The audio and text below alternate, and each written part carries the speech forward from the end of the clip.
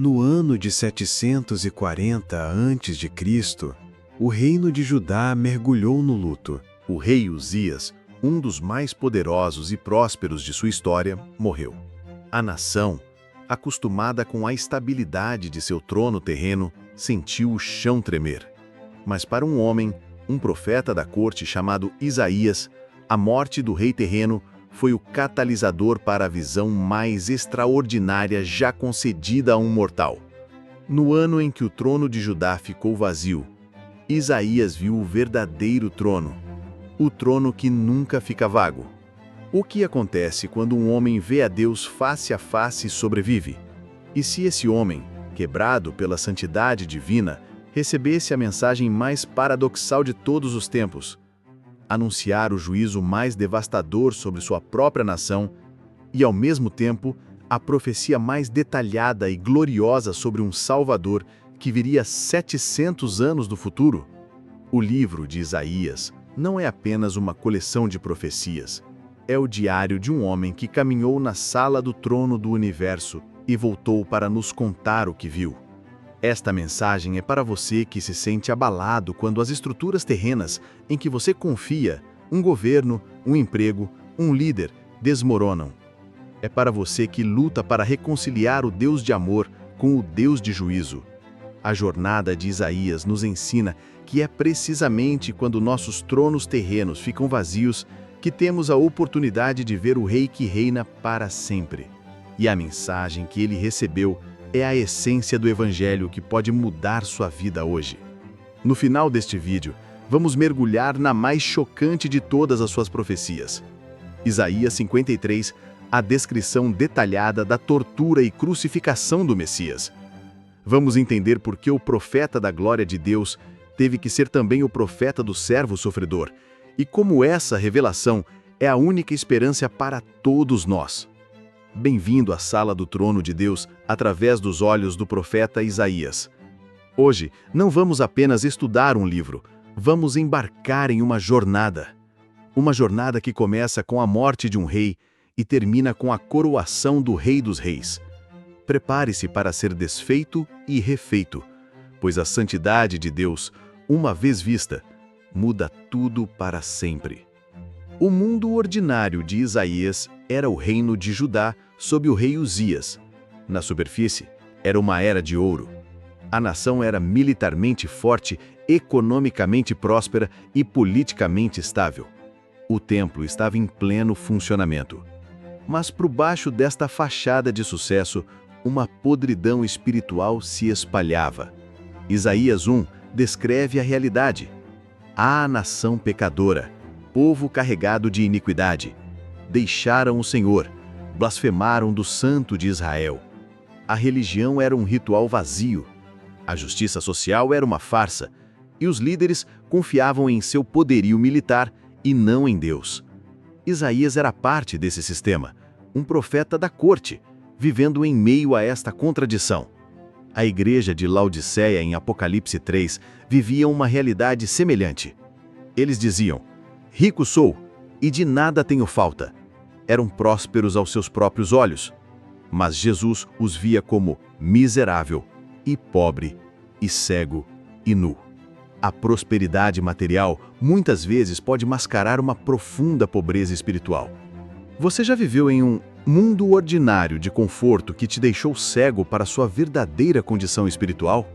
O reinado de Salomão começou com sabedoria e glória, mas terminou em idolatria e decadência espiritual, mesmo com o templo construído. Isso nos ensina que a presença de um edifício sagrado e rituais religiosos não garante a aprovação de Deus. O coração da nação estava doente. Qual área da sua vida se parece com o Judá de Isaías? Próspera por fora, mas espiritualmente negligenciada por dentro. A chamada para a verdadeira jornada de Isaías acontece em um momento de crise nacional. Isaías 6:1.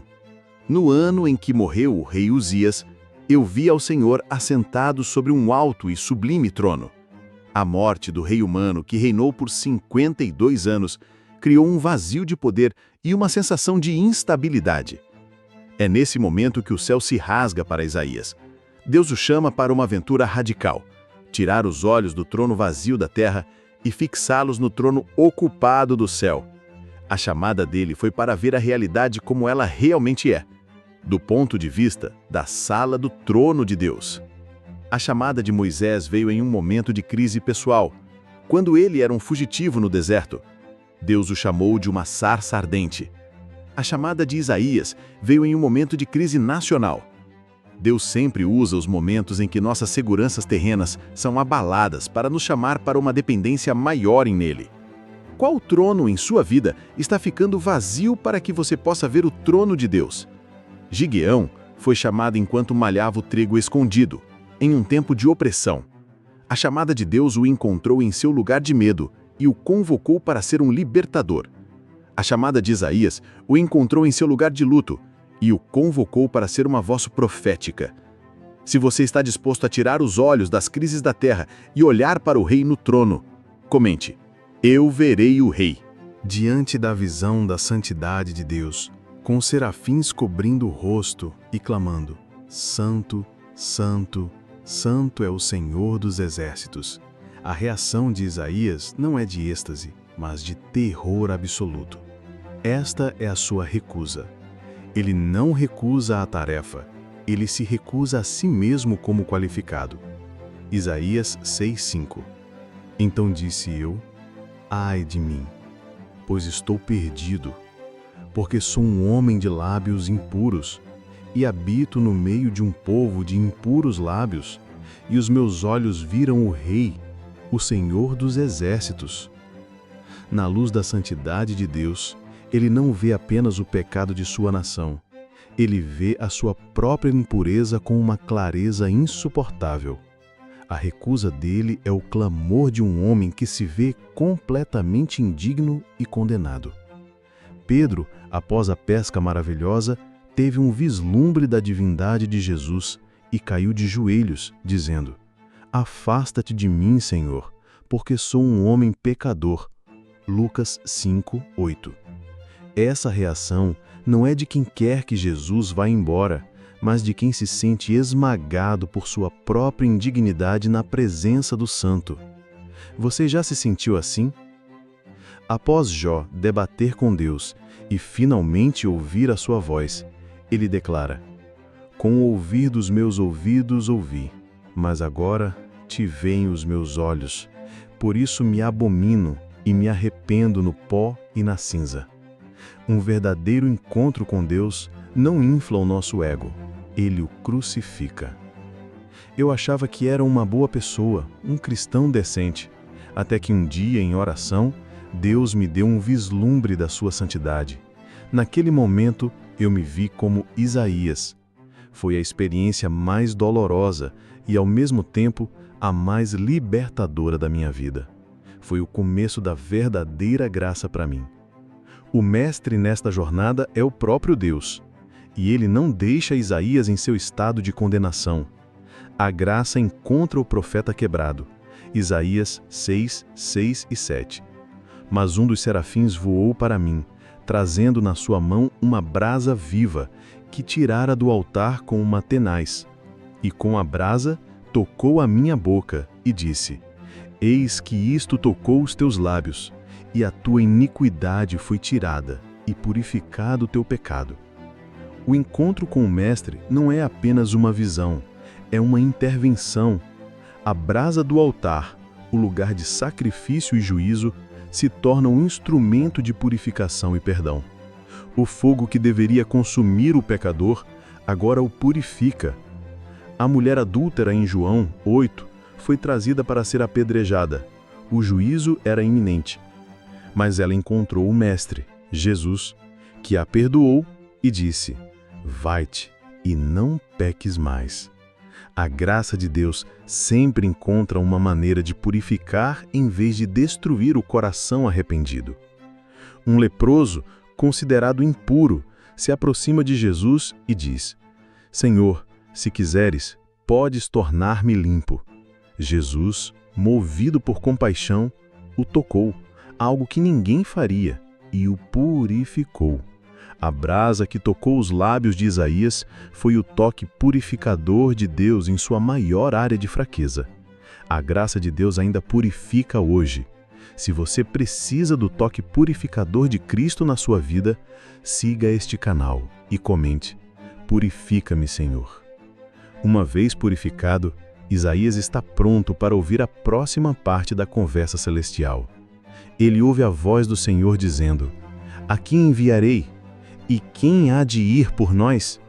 O homem que segundos atrás estava gritando: Ai de mim! Agora purificado pela graça, cruza o limiar da comissão. Sua resposta é uma das mais belas de toda a Bíblia. Então disse eu: Eis-me aqui, envia-me a mim. Isaías 6:8. Ele não pergunta para onde, para quê ou qual seria o salário. A gratidão pela purificação o transformou em um voluntário instantâneo. Ele cruzou o limiar de pecador condenado para mensageiro comissionado. A comissão de Paulo na estrada de Damasco foi semelhante. Cego pela luz, ele perguntou: Senhor, que queres que eu faça? O encontro com a graça sempre resulta em um desejo de servir. A verdadeira pergunta não é: o que eu quero fazer para Deus? Mas, Deus, o que tu queres que eu faça? Em Mateus 28, Jesus dá a grande comissão aos discípulos. Eles deveriam ir por todo o mundo. Era um cruzar de limiar, de serem seguidores locais para se tornarem apóstolos globais. Isaías foi o primeiro a dizer: Eis-me aqui, para uma missão global e atemporal. Deus ainda está procurando por voluntários hoje. Se sua resposta é a mesma de Isaías, curta este vídeo agora, como um ato de consagração e um sim ao chamado de Deus para a sua vida. A primeira prova de Isaías veio imediatamente com os termos de sua missão. Deus diz a ele que ele pregará para um povo que ouvirá, mas não entenderá, que verá, mas não perceberá. O coração deles seria endurecido. Isaías 6, 9 e 10. Sua prova seria pregar a verdade, sabendo que ela seria rejeitada pela maioria. Seus inimigos eram os próprios reis aos quais ele profetizava, como Acais, que preferiam aliança com a Assíria a confiar em Deus. Os falsos profetas, que pregavam mensagens agradáveis, e a própria nação de Judá. Seus aliados eram um pequeno remanescente. Seus discípulos, com os quais ele selaria o testemunho para o futuro. Jeremias enfrentou a mesma prova. Foi chamado de traidor por pregar a verdade de Deus. Miqueias foi esbofeteado por um falso profeta. A vida de um verdadeiro profeta de Deus nunca foi fácil. O sucesso, para eles, não era medido pela popularidade da mensagem, mas pela fidelidade em entregá-la. Mas, em meio a todas as profecias de juízo contra reis e nações, Isaías recebeu uma revelação de esperança tão específica, tão detalhada, que ela se tornaria o coração do Novo Testamento. Ele viu um menino que nasceria, uma criança que seria chamada de Deus Forte, a chave para o futuro de toda a humanidade. É mais fácil pregar uma mensagem popular ou uma mensagem verdadeira? Marque nos comentários um aliado de fé que te encoraja a permanecer na verdade, mesmo quando é difícil. A aproximação da escuridão no ministério de Isaías foi sua obrigação de descrever em detalhes vívidos o juízo que viria. Ele profetizou a invasão assíria que devastaria a terra. E ele olhou ainda mais longe no futuro e profetizou a destruição de Jerusalém e do templo pelo Império Babilônico, algo que só aconteceria mais de um século depois. Ele teve que viver com o peso dessa escuridão iminente. Ele não era um espectador distante, ele amava seu povo, e sua mensagem era uma sentença de morte para a nação como eles a conheciam. A escuridão era o luto antecipado pela ruína de tudo o que ele conhecia. Jesus, ao se aproximar de Jerusalém, chorou sobre a cidade. Lucas 1, versículo 41, prevendo a sua destruição pelos romanos. Ele sentiu a dor da escuridão que viria sobre o povo que ele amava. Um verdadeiro profeta não tem prazer em anunciar o juízo. Seu coração se parte com ele. A alma justa de Ló se afligia todos os dias com as obras iníquas de Sodoma. Ele vivia na escuridão daquela cultura mesmo antes do juízo final. Isaías viveu com a aflição de saber o que o pecado de seu povo estava atraindo sobre eles. Se você já sentiu o peso de orar por alguém ou por uma nação que está se afastando de Deus, curta este vídeo em solidariedade a este bardo profético. A aprovação suprema de Isaías não foi um evento, mas uma revelação, a mais profunda e paradoxal de todas. Em meio às profecias de um Messias rei glorioso e vitorioso, Isaías recebe a visão do Messias servo descrita em Isaías 53. Um Messias que seria desprezado e o mais rejeitado entre os homens, homem de dores e experimentado nos trabalhos. Um servo que seria ferido por causa das nossas transgressões e moído por causa das nossas iniquidades. Como ele poderia reconciliar isso? Como a esperança de Israel poderia ser alguém esmagado e morto?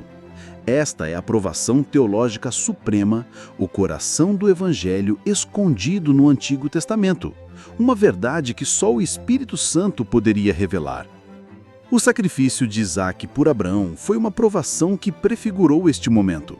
Um filho amado levado para ser sacrificado, mas Deus proveu um cordeiro substituto. Em Isaías 53, o filho amado de Deus se torna ele mesmo o cordeiro substituto.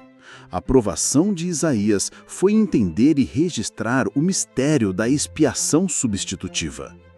A cruz foi a realização literal desta aprovação, onde o Rei da Glória foi tratado como um criminoso, onde a justiça de Deus e o amor de Deus se encontraram. Isaías viu a cruz 700 anos antes. Ele foi o primeiro a entender que a salvação não viria pelo poder, mas pelo sofrimento. Esta é a verdade que nos liberta. Repita comigo, com gratidão. Ele foi ferido pelo meu pecado. A recompensa de Isaías, o alívio após a escuridão do juízo e do sofrimento do servo, é a visão da glória futura que Deus lhe concede. Após o capítulo 53, o livro explode em promessas de restauração e triunfo. Ele vê o convite da graça. Ó vós, todos os que tendes sede, vinde às águas. Ele vê o servo sofrido exaltado. Ele verá o fruto do trabalho de sua alma e ficará satisfeito. Ele vê a restauração de Israel e, finalmente, a recompensa final. Pois eis que eu crio novos céus e nova terra. A recompensa de José após a prisão não foi apenas se tornar governador, mas ver o plano de Deus se cumprir e salvar sua família. A recompensa de Isaías foi ver como o sofrimento do servo resultaria na salvação de uma multidão de filhos para Deus. Assim como João em Patmos, que viu as provações da igreja, mas também viu a Nova Jerusalém, Isaías foi recompensado com uma visão do fim. Ele não viu apenas o problema, o pecado e o juízo, mas a solução final de Deus, a redenção e a nova criação. Se você anseia por esta glória futura e pela esperança dos novos céus e nova terra, comente Maranata. O caminho de volta para Isaías é garantir que esta mensagem monumental não morra com ele. Ele sabe que a maior parte de seu ministério será rejeitada por sua geração. Então, ele recebe uma instrução divina em Isaías 8,16. Preserva o testemunho, sela a lei entre os meus discípulos. O caminho de volta dele foi criar um rolo selado, um registro fiel de tudo o que viu e ouviu, confiando-o a um remanescente de discípulos fiéis. Ele estava investindo em uma semente que só germinaria séculos depois. Ele estava escrevendo não apenas para Judá, mas para nós. Os escritores dos evangelhos, Mateus, Marcos, Lucas e João, fizeram o mesmo. Eles registraram o testemunho da vida, morte e ressurreição de Cristo para que gerações futuras pudessem crer. Eles pegaram a realidade viva e a selaram na palavra. Pense nos essênios que preservaram os rolos, incluindo o grande rolo de Isaías em cavernas por 2000 anos. Eles foram parte do caminho de volta da profecia de Isaías, garantindo que ela chegasse intacta até nós. Deus sempre levanta preservadores de sua palavra. A ressurreição da profecia de Isaías acontece 700 anos depois, com a chegada de Jesus Cristo. Seu livro, selado e preservado, é aberto. Em uma sinagoga em Nazaré, Jesus se levanta, recebe o rolo do profeta Isaías e lê a passagem do capítulo 61. O Espírito do Senhor é sobre mim, pois que me ungiu para evangelizar os pobres. Então, ele fecha o rolo e declara: Hoje se cumpriu esta escritura em vossos ouvidos. Cada aspecto da vida de Cristo, seu nascimento virginal, Isaías 7,14, seu ministério na Galileia, Isaías 9:1-2, seus milagres, Isaías 35, 5-6, seu sofrimento, Isaías 53, e sua vitória é a ressurreição e a validação das palavras que Isaías escreveu. A ressurreição do próprio Cristo é a garantia final de que todas as promessas de Isaías se cumprirão, incluindo a promessa de um novo céu e uma nova terra. A ressurreição de Jesus deu vida não apenas a ele, mas a toda a Escritura que apontava para ele. O que precisa reviver em nós é a fé no poder preditivo da palavra de Deus. Isaías não foi um palpiteiro, ele foi um porta-voz do Deus que declara o fim desde o começo. Nossa fé não está baseada em mitos, mas em profecias cumpridas. O elixir, a verdade curadora que Isaías traz de volta da sala do trono, é o Evangelho em sua forma mais completa no Antigo Testamento. Ele nos entrega a compreensão do caráter total de Deus. Ele é santo, santo, santo, um Deus de juízo que não pode tolerar o pecado, o problema. Mas ele também é um Deus de amor redentor, que provê um servo para sofrer em nosso lugar, para levar sobre si o nosso castigo e nos trazer a paz, a solução.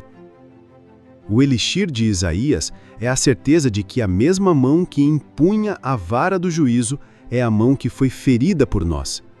É a mensagem de salvação pela graça, através da fé no substituto prometido. Filipe, ao encontrar o eunuco etíope lendo Isaías 53, teve a responsabilidade de explicar-lhe o elixir e, começando nesta escritura, anunciou-lhe a Jesus. Atos 8:35. Nossa responsabilidade hoje é a mesma: pegar o livro de Isaías e mostrar às pessoas o caminho para Cristo. A jornada de Isaías precisa ser a nossa jornada. Vivemos em um mundo próspero e, ao mesmo tempo, podre, exatamente igual ao dele. Vemos nossos tronos e terrenos, a política, a economia, a cultura, tremerem e ficarem vazios. E Deus está nos chamando para a mesma visão: ver o Rei, alto e sublime. E essa visão precisa produzir em nós a mesma reação, um clamor de "ai de mim", um reconhecimento da nossa própria impureza e da impureza da nossa sociedade. A igreja moderna tem medo do fogo. Queremos a bênção sem a brasa, a comissão sem a convicção. Queremos pregar um Messias rei sem falar do servo sofredor. Queremos falar da graça sem mencionar a santidade que nos leva a clamar por ela. Deus está nos chamando de volta à experiência de Isaías 6. Ele está procurando por uma igreja que tenha sido desfeita por sua santidade, purificada por sua graça, e que responda com um grito uníssono: "Eis-nos aqui, envia-nos a nós." Chega de um evangelho superficial. É hora de encontrar o Deus de Isaías. Repita comigo como uma oração que muda tudo: "Revela-me a tua glória, Senhor." Deus está levantando uma geração de Isaías nestes últimos dias. Homens e mulheres que não terão medo de chamar o pecado pelo nome, que não trocarão a verdade por popularidade. Eles carregarão uma mensagem dupla. O juízo está vindo para o mundo impenitente, mas a salvação está disponível através do servo que foi ferido por nós. Deus está acendendo o fogo em seu altar, procurando lábios para purificar e enviar. A história de Isaías é a história de todo crente.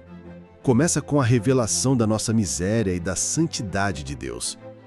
É seguida pela purificação através do sacrifício que ele proveu. A brasa aponta para a cruz e culmina em uma vida de serviço, proclamando sua mensagem. A pergunta que Isaías nos deixa hoje é: você já esteve na sala do trono? Você já foi purificado pela brasa? E você já respondeu ao chamado? Se esta jornada através de Isaías impactou sua vida, inscreva-se agora no canal e ative o sininho. Estamos comprometidos em desvendar as profundezas da palavra de Deus a cada vídeo. A revelação de amanhã será igualmente poderosa. Muitos conhecem o nome de Isaías, mas não conhecem sua história, sua mensagem, seu Deus. Compartilhe este vídeo com 5 pessoas que precisam de um encontro real com a santidade e a graça de Deus. E comente abaixo, #eis-me aqui, para se juntar àqueles que estão se colocando à disposição do Rei. Mas ele foi ferido por causa das nossas transgressões e moído por causa das nossas iniquidades. O castigo que nos traz a paz estava sobre ele, e pelas suas pisaduras fomos sarados. Isaías 53, 5.